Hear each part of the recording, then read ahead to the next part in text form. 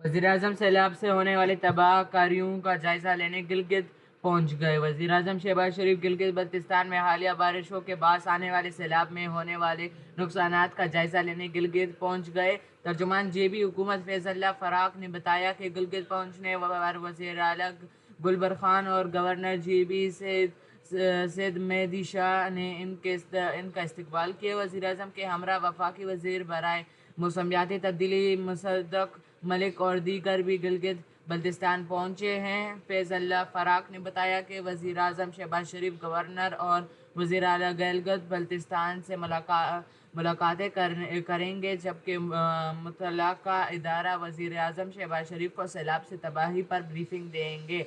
तर्जुमान जेबी हुकूमत का कहना है कि वज़ीर-ए-आज़म शहबाज शरीफ सैलाब में जाँ बहक अफराद को लवाहिकीन में आमदनी चेक्स तकसीम करेंगे। याद रहे कि हालिया मानसून बारिशों ने गिलगित बल्तिस्तान के मुख्तलिफ इलाकों में शदीद तबाही मचाई और बारिशों के बाद बड़े पैमाने पर जानी व माली नुकसान हुआ। ज़िला दयामर गिलगित और गजर में रेलों और लैंड स्लाइडिंग से बड़े पैमाने पर नुकसानात हुए। 21 जुलाई को शाहराह बाबूसर पर रेला की कई सियाहों को बहा ले गया था। अब तक 10 से ज़ायद अफराद लापता हैं, जिनकी तलाश का काम जारी है।